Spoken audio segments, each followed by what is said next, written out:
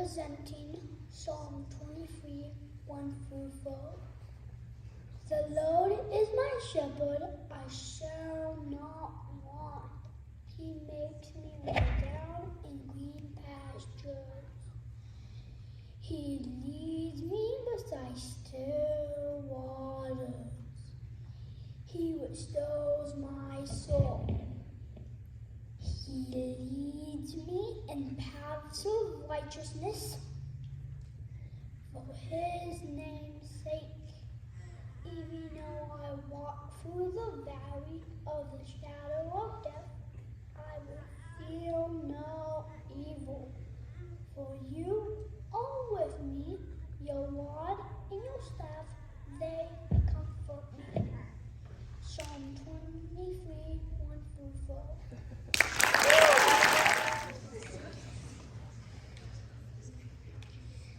I am Silas Vashon, and I am reciting the Love to Bite Cans by Shel Silverstein. I have a disease called the Love to Bite Cans, and I think it's time I told it. I'd love to help with that garbage can, but my fingers just can't hold it. Hand me a bag of groceries, and my wrist just turned to jelly. Grass and hedges gives me flattes of the ballet. The smell of paint will make me faint. Sweat makes my eyes start itching. Dishwater on my little hands will start them shaky twitching. Picking clothes up off the floor would paralyze my shoulder. I must not try to close the door, at least not till I'm older. So though I love to join the work till this disease is done, I'll just have to lie here in the shade while you have all the fun. My name is Silas Vashon, and I just recited the Love to Bite Cans by Shel Silverstein. Hello, my name is Elijah Thomas Mary, and I will be presenting Psalm 22, verse 1 to 11. My God, why have you forsaken me? Why are you so far from saving me from the words of my groaning? Oh my God, I cry by day, but you not answer, and by night I find no rest. Yet you are holy, enthroned on the praises of Israel. In you our fathers trusted, they trusted, and you delivered them. To you they cried and were rescued. In you they trusted and were not put to shame. But I am a worm and not a man, scorned by mankind and despised by the people. All who see me mock me. They make mouths at me. They wag their heads. He trusts in the Lord. Let him deliver him. Let him rescue him, for he delights in him. Yet you are he who took me from the womb. You made me trust you at my mother's breast. On you was a cast from my birth, and from my mother's womb you have been my God. Be not far from me, for trouble is near, and there is none to help. I just recited Psalm 22, verse 1 to 11. Hello, my name is Winston Revert, my category is Bible, and I will be reciting Psalm 23 ESV. The Lord is my shepherd, I shall not want. He makes me lie down in green pastures and leads me beside still waters. He restores my soul and leads me in paths of righteousness for his name's sake. Even though I walk through the valley of the shadow of death, I'll fear no evil, for you are with me. Your rod and your staff, they comfort me. You prepare a table before me in the presence of my enemies, and you anoint my head with oil, and my cup overflows. Surely goodness and mercy shall follow me all the days of my life, and I shall dwell in the house of the Lord forever. I just recited Psalm 23 ESV. To be or not to be? That is the question. Whether it is nobler in the mind to suffer the slings and arrows of outrageous fortune, or to take arms against a sea of troubles. And by opposing and to die, to sleep no more. And by sleep we say to end the heartache and the thousand natural shocks that pushes into. To see consummation devoutly to be wished. To die, to sleep perchance to dream. Aye, there's the rub, for in that sleep of death, what dreams may come, when we have shuffled off this mortal coil, must give us pause. There's the respect, that makes calamity of so long life. My name is Stephanie Stainer, and I've recited To Be or Not to Be by William Shakespeare. and I'm going to be reciting It by Rudyard Kipling. If you can keep your head when all about you are losing theirs and leaning it on you, if you can trust yourself when all men doubt you, then make allowance for their doubting too. If you can wait, do not be tired by waiting, or being lied about, don't deal nice, or being hated, don't give way to hating, and yet don't look too good or talk too wise. If you can dream and not make dreams your master, if you can think and not make thoughts your aim, if you can meet with triumph and disaster and treat those two impostors just the same, if you can bear to hear the truth be spoken, just to buy knaves to make a trap for fools, or watch the things you gave your life to, broken, and stoop and build them up with worn out tools, if you can make one heap of all your winnings, and risk it on one turn of pitch and toss, and lose and start again at your beginning, and never breathe a word about your loss, if you can talk with crowds and keep your virtue, or walk with kings nor lose the common touch, if neither foes nor loving friends can hurt you, if all men count with you but not too much, if you can fill the unforgiving minute with 60 seconds worth distance run, yours is the earth and everything that's in it, and which is more, you'll be a man, my son. I just recited It by Rudyard Kipling. My name is Ethan Evans, and today I will be presenting the Gettysburg Address by Abraham Lincoln. 77 years ago, our fathers brought forth on this continent a new nation, conceived in liberty and dedicated to the proposition that all men are created equal. Now we are engaged in a great civil war, testing whether that nation or any nation so conceived and so dedicated can long endure. We are met on a great battlefield of that war. We have come to dedicate a portion of that field as a final resting place for those who here gave their lives that that nation might live. It is altogether fitting and proper that we should do this. But in a larger sense, we cannot dedicate, we cannot consecrate, we cannot hallow this ground. The brave men, living and dead, who struggled here have consecrated it, far above our poor power to add or detract. The world will know, nor long remember what we say here, but it can never forget what they did here. It is rather for us to be here, dedicated to the great task remaining before us. It is for us, the living, rather to be dedicated here to the unfinished work which they who struggled here have thus far so nobly advanced, that from these honored dead we take increased devotion to that cause for which they gave the last full measure of devotion, that we here highly resolve that these dead shall not have died in vain, that this nation, under God, shall have a new birth of freedom, that the government of the people, by the people, for the people, shall not perish from the earth. The Gettysburg Address by Abraham Lincoln. My name is Charlotte Eby, and I will be presenting Little Red Riding Hood and the Wolf. As soon as Wolf began to feel that he would like a decent meal, he went and knocked on Grandma's door. Poor Grandmama was terrified. "He's going to eat me up," she cried. And she was absolutely right. He ate her up in one big bite. But Grandmama was small and tough, and Wolfie wailed, "That's not enough. I haven't yet begun to feel that I have had a decent meal." Then added with a frightful air, "I'm therefore going to wait right here till little Miss Red Riding Hood comes home from walking in the wood." He quickly put on Grandma's clothes. Of course he hadn't eaten those. He dressed himself in coat and hat. He put on shoes, and after that, he even brushed and curled his hair and sat himself in Grandma's chair. In came the little girl in red. "What great big ears you have, Grandma." "All the better to hear you with," the Wolf replied.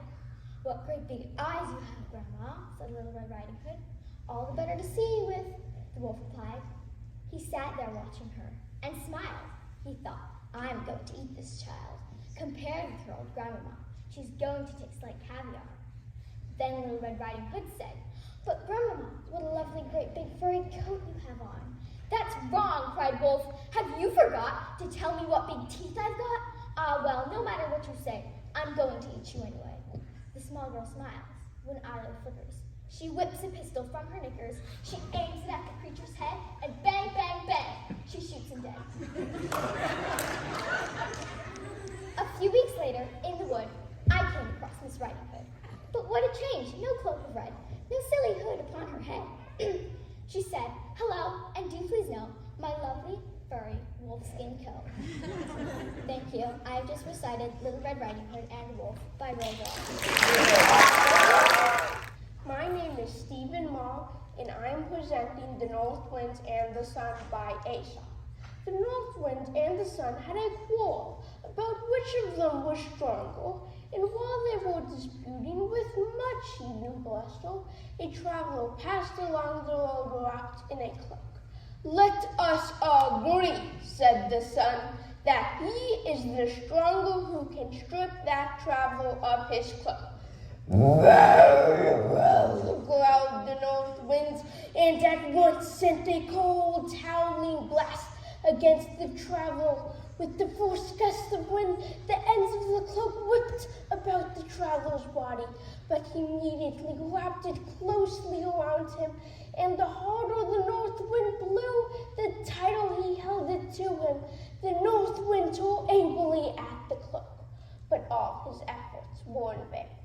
Then the sun began to shine. At first his beams were gentle and in the pleasant warmth. After the bitter colds of the north wind, the traveler unfastened his cloak and let it hang loosely from his shoulders. The sun's rays grew warmer and warmer. The man took off his cap and mopped his brow. At last he became so heated, he pulled off his cloak, and to escape the blazing sunshine, threw himself in the welcome shade of a tree by the roadside. Gentleness and kind persuasion wins where force and bluster fails.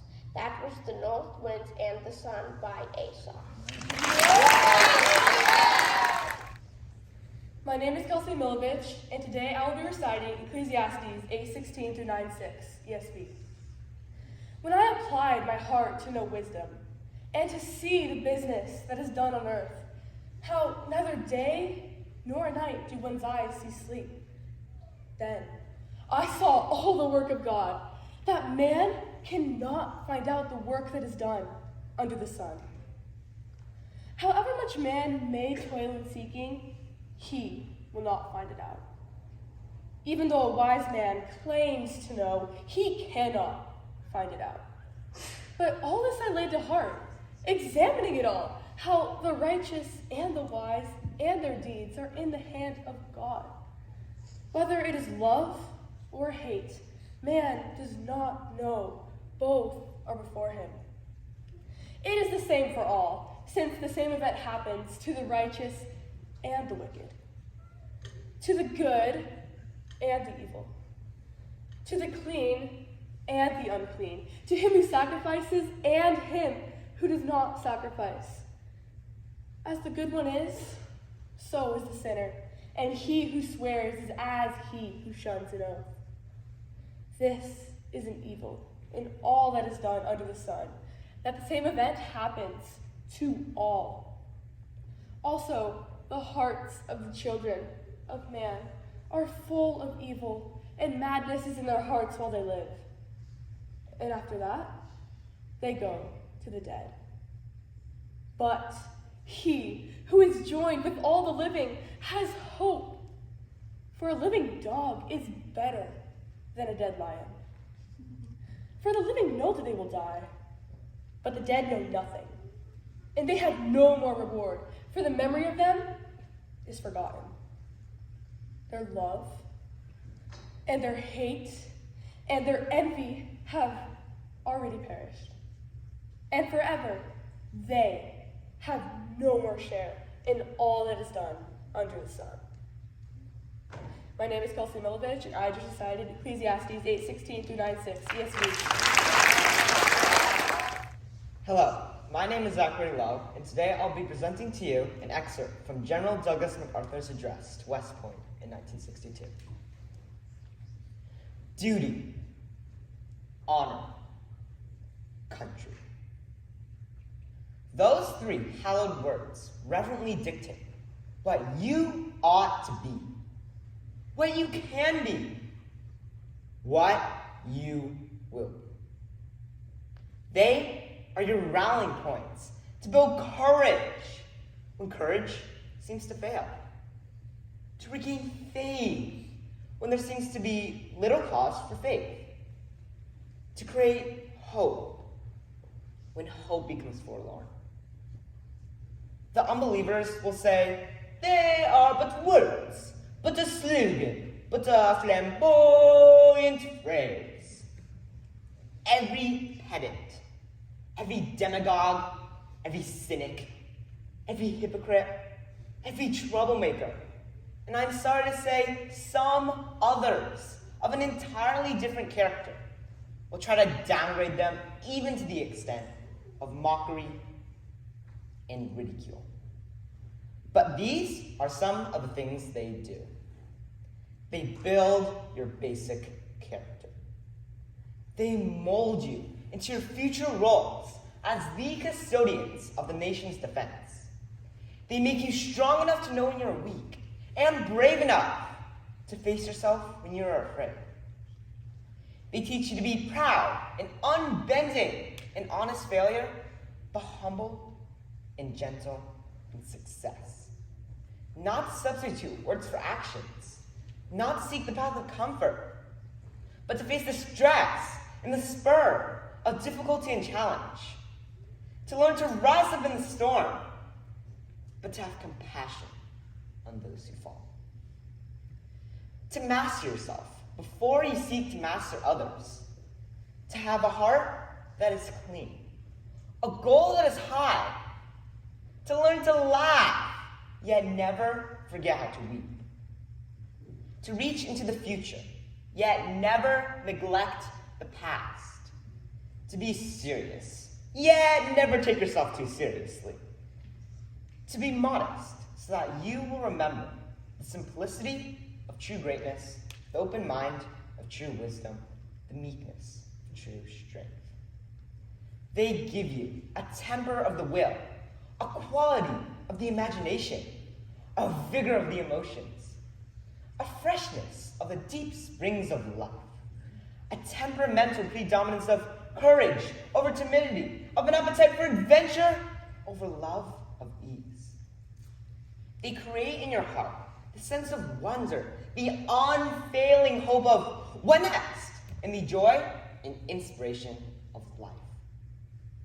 They teach you in this way to be an officer and a gentleman.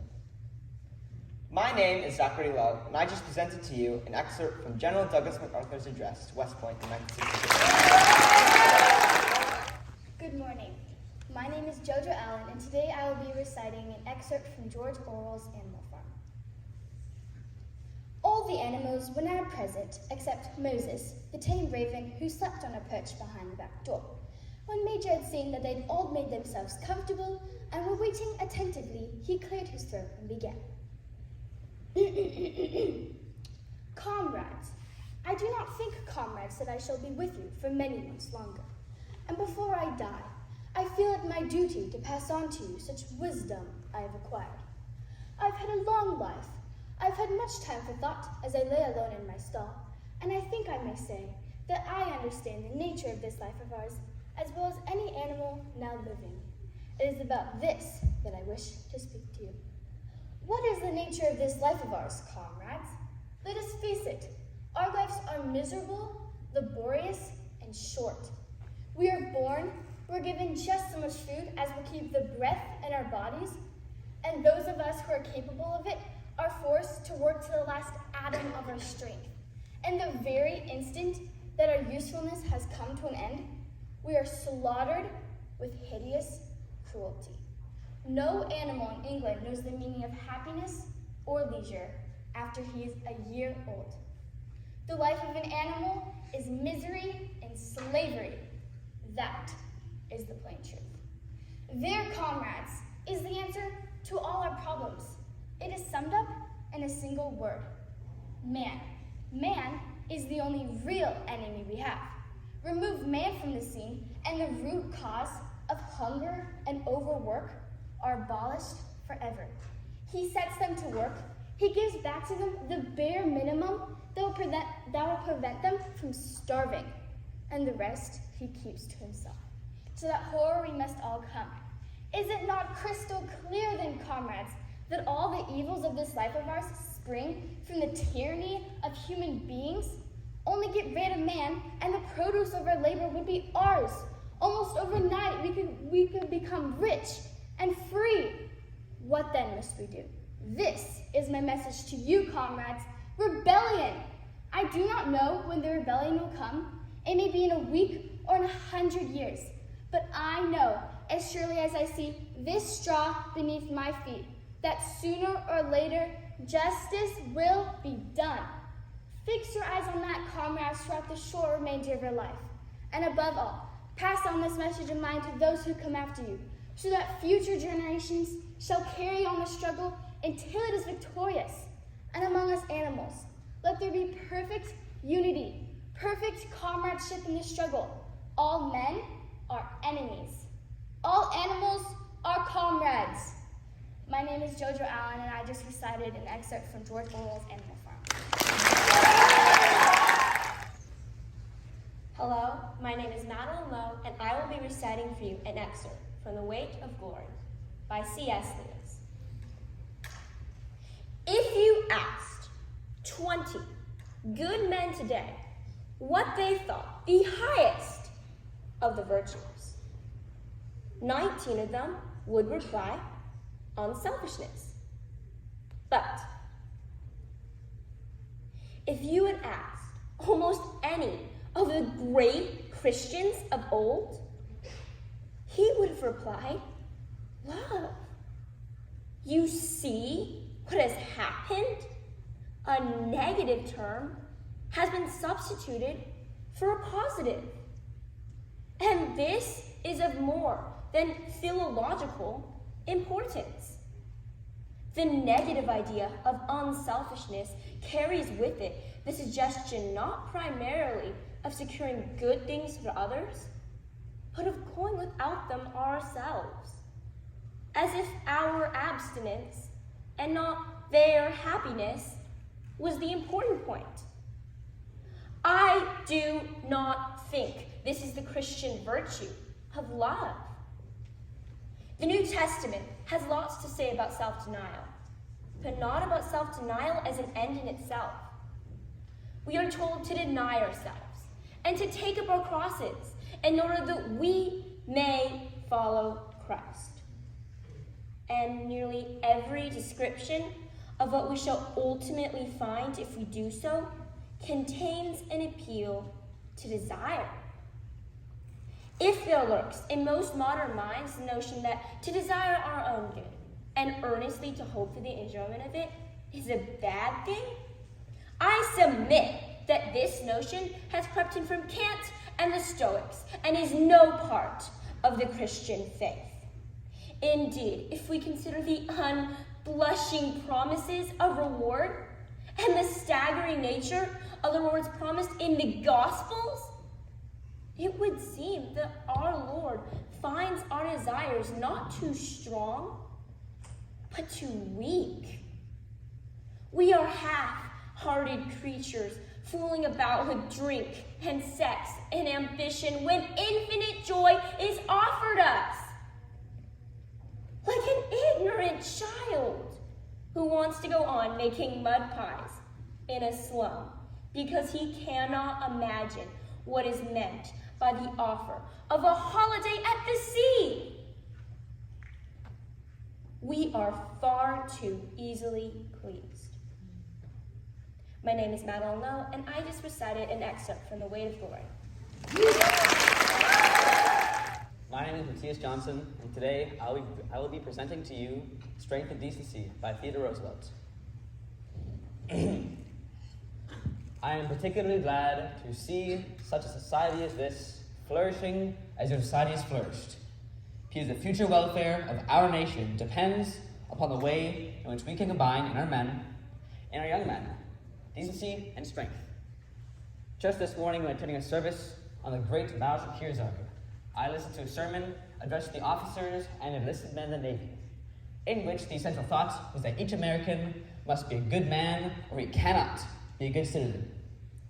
One of the things dwelt upon in this sermon was that each man must be clean of mouth as well as life, must show by his words as well as his actions his fealty to the Almighty, if he is to be what we have a right to expect from men wearing the national uniform. We have good scriptural authority for the statement that it was not what goes into man's mouth, but what comes out of it that matters. I'm not speaking to weak men, else I would not take the trouble to come here. I am speaking to strong, vigorous men engaged in the active, hard work of life. And a life to be worth living must be a life of activity and hard work. I am speaking to men engaged in the hard work of life, and therefore to men who come for good or for evil. It is peculiarly incumbent on you who have strength to set a right example to others. I ask you to remember that you cannot maintain your self-respect if you are loose and foul of tongue, that a man who is to lead a clean and honorable life must inevitably suffer if his speech likewise is not clean and honorable. Every man here knows the temptations that beset all of us in this world. At times, any man will slip. I do not expect perfection, but I do expect genuine and sincere effort towards being decent and cleanly in thought, in word, and deed. As I said at the outset, I hail the works of this society as typifying one of those forces which tend to the betterment and uplifting of our social system. Our whole effort should be towards securing a combination of strong qualities with those qualities we term virtues. I expect you to be strong. I would not expect you if you're not. I do not want to see Christianity professed only by weaklings. I want to see a moving spirit among men of strength. I do not expect you to lose one particle of your strength or courage by being decent. On the contrary, I should hope that every man in this society, because of his membership in this society, be all the fitter to the rough work of the world, all the fitter to work in times of peace. And if, heaven may forfend, war should come to this land, all the fitter to fight in times of war.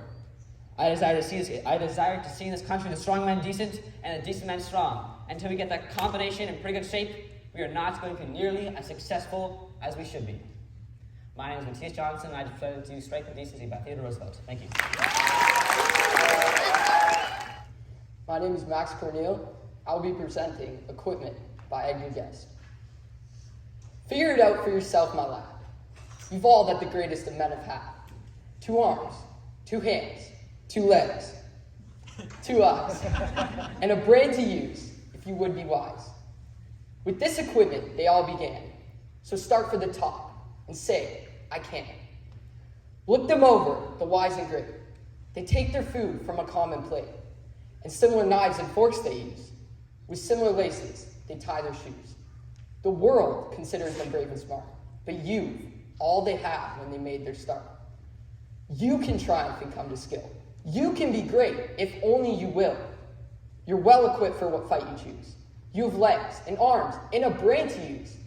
And the man who was risen, great deeds to do, began his life with no more than you. You are the handicap you must face. You are the one who must choose your place. You must say where you want to go, how much you will study, the truth to know. God has equipped you for life, but he lets you decide what you want to be. Courage must come from the soul within. The man must furnish the will to win. So figure it out for yourself, my lad. You were born with all that the great have had. With your equipment, they all began. Get hold of yourself and say, I can. I'm Max Cornel, and I presented Equipment by Edgar Guest. Hello, my name is Ellie Cooper, and today I will be reciting The New Year by Emma Lausters. Not while the snow shroud round dead earth is rolled, and naked branches point to frozen skies. When orchards burn their lamps of fiery gold, the grape glows like a jewel, and the corn, a sea of beauty, and and abundance rise. Then the new year is born. Look where the mother of the months uplifts in the green clearness of the unsunned west, her ivory horn of plenty, dropping gifts, cool, harvest-feeding dews, fine winnowed light, tired labor with fruition, joy and rest profusely to requite. Blow, Israel, the sacred cornet. Call back to thy courts whatever faint heart throb with thine ancestral blood. Thy need craves all. The red, dark year is dead.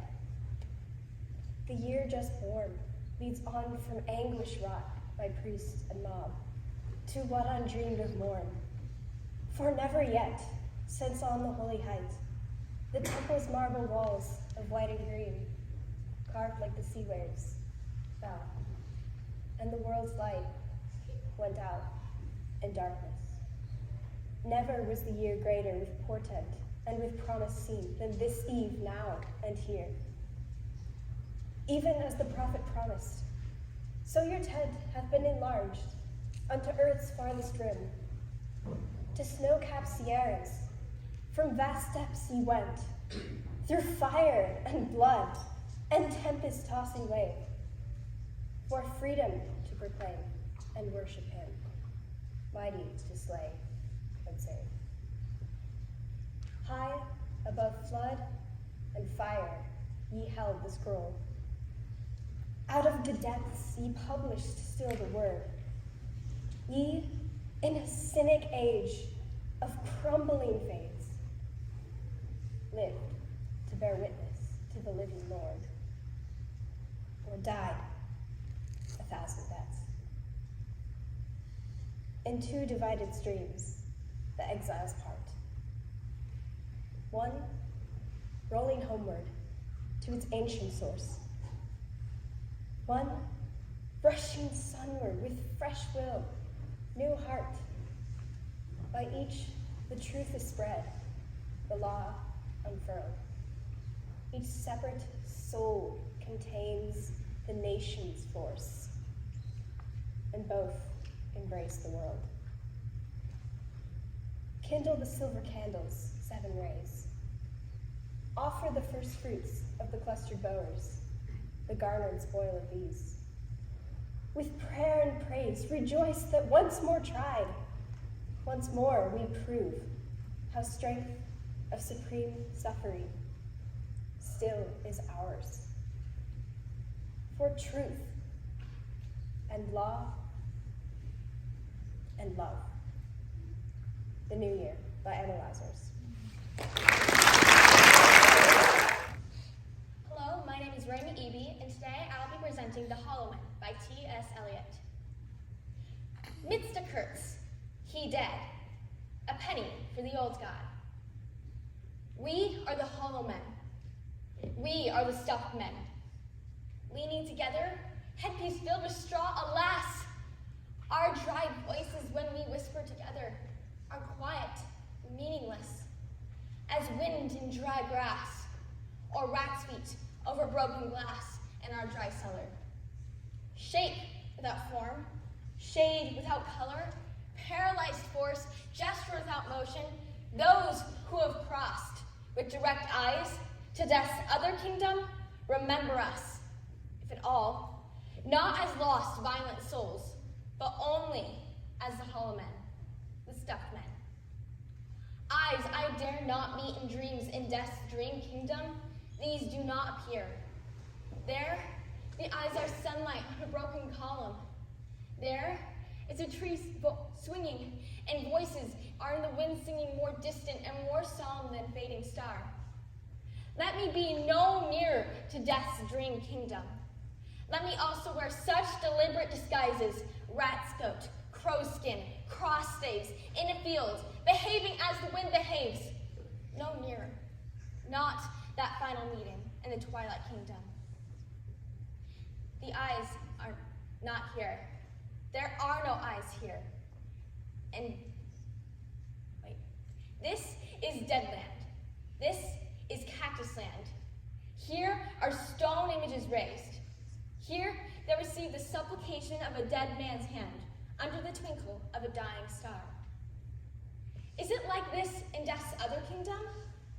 Waking alone at the hour when we are trembling with tenderness? Lips that would kiss form prayers to broken stone. The eyes are not here. There are no eyes here. In this valley of dying stars, in this hollow valley, this broken jaw of lost kingdoms. In this last of meeting places, we grope together and avoid speech, gathered on the beach of this tumid river. Sightless unless the eyes reappear, as the perpetual star multifoliate rose of death's twilight kingdom, the hope only of empty men. Here we go round the prickly pear, prickly pear, prickly pear. Here we go round the prickly pear at 5 o'clock in the morning. Between the idea and the reality, between the motion and the act, falls a shadow, for thine is the kingdom. Between the conception and the creation, between the emotion and the response, falls a shadow. Life is very long. Between the desire and the spasm, between the potency and the existence, between the essence and the descent, falls a shadow. For thine is the kingdom. For thine is. Life is. For thine is the. This is the way the world ends. This is the way the world ends. This is the way the world ends. Not with a bang, but with a whimper. Thank you. That was The Hollow Men by T.S. Eliot. Hello, my name is Zach Wakeford, and today I'll be presenting Ted Williams' Hall of Fame speech. I guess every player thinks about going to the Hall of Fame. Now that the moment has come for me, I find it difficult to say what is really in my heart. But I know it is the greatest thrill of my life. I received 280 odd votes from the writers. I know I didn't have 280 odd friends among the writers. I know they voted for me because they felt in their minds and in their hearts that I rated it. And I want to say to them, thank you from the bottom of my heart. Today I'm thinking about a lot of things. I'm thinking about my playground director in San Diego, Rodney Luscombe, my high school coach, Waz Caldwell, and my managers who had patience with me, fellows like Frank Schellenbach, Donnie Bush, Joe Cronin, and Joe McCarthy. I'm thinking about Eddie Collins, who had so much faith in me, and to be in the Hall of Fame with him particularly, and those other great players, is a great honor. I'm sorry Eddie isn't here today. I'm thinking about Tom Yawkey. I've always said it, Tom Yawkey is the greatest owner in baseball. I was lucky to have played on the club he owned. I'm grateful to him for being here today. But I wouldn't be leveling if I left it at that. Ball players aren't born great. They're not born great hitters, or pitchers, or managers, and luck isn't a big factor. No one has found a substitute for hard work. I've never met a ball player who hasn't had to work harder at learning to play ball than anything else he ever did. To me, it was the greatest fun I ever had, which probably explains why today I feel both humility and pride, because God let me play the game and learn to be good at it. The other day, Willie Mays hit his 522nd home run. He's gone past me and he's pushing. And I say to that, go get him, Willie. Baseball gives every American boy a chance to excel, not just to be as good as anyone else, but to be better. This is the nature of man in the name of the game. I hope someday Satchel Paige and Josh Gibson are voted into the Hall of Fame as symbols of the great Negro players who are not here only because they were not given the chance. As time goes on, I'll be thinking baseball, teaching baseball, and arguing for baseball to keep it right on top of American sports, just as it is in Japan, Mexico, Venezuela, and other Latin American and South American countries. I know Casey feels the same way. I also know I'll lose a dear friend if I don't stop talking. I'm eating into his time, and that is unforgivable. So in closing, I'm grateful and know how lucky I was to have been born an American and had the chance to play the game I love, the greatest game. Thank you, I just recited Ted Williams' Hall of Fame speech.